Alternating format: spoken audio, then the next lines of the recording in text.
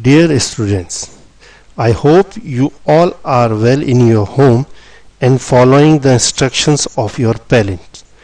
Today in class 7 science we will discuss the topic nutrition in plants. In previous class you learned that food is essential for all living organisms. We also learned that carbohydrates, proteins, fats, vitamins and minerals are components of food. These components of food are called nutrients and necessary for our body. Students, each living organism required to carry out basic processes such as growth, reproduction, nutrition, respiration to maintain life.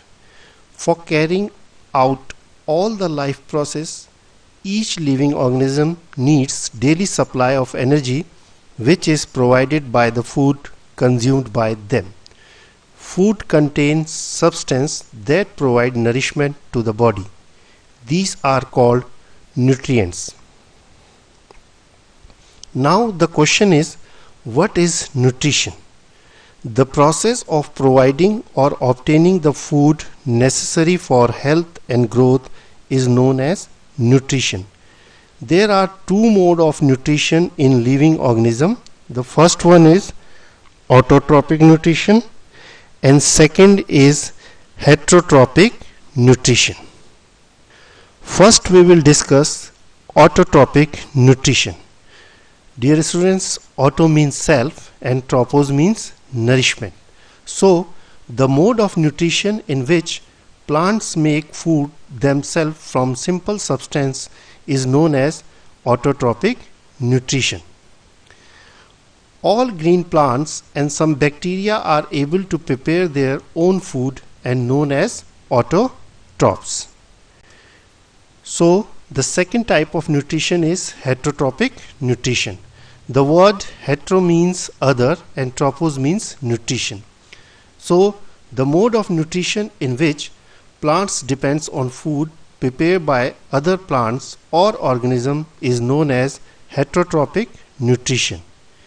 Heterotrophic organisms obtain their food from the bodies of other organisms. Autotrophic mode of nutrition. Green plants can make their own food. These self-dependent living things are known as the autotrophs. The process by which they can produce their own food and energy using sunlight and water is known as photosynthesis. The process of photosynthesis is photo means light and synthesis means to combine. Can be summarized as carbon dioxide plus water in the presence of chlorophyll and sunlight gives glucose, that is food, and oxygen. Now the material required for photosynthesis. First one is water and minerals. The roots of a plant absorb water and nutrients from the soil with the help of root hairs. Plants have tissue called xylem which move minerals and water from the roots upward to the leaves. Second is carbon dioxide.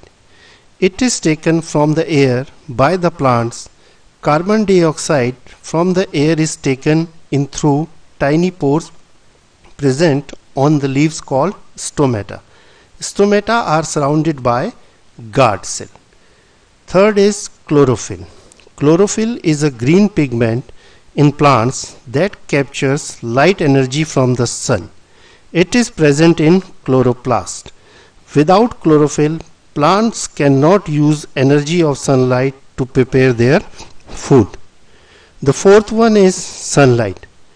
Solar energy splits carbon dioxide and water into its constituents so form starch, that is food. Importance of photosynthesis. It is most important biological process in which all living organisms depend directly or indirectly for food. This process maintains the balance of carbon dioxide and oxygen in the environment. It provides us oxygen for breathing. Dear students, I hope that you all understand the topic. On the basis of this topic, you have to write down the answers of given question in your science notebook. Thank you and take care.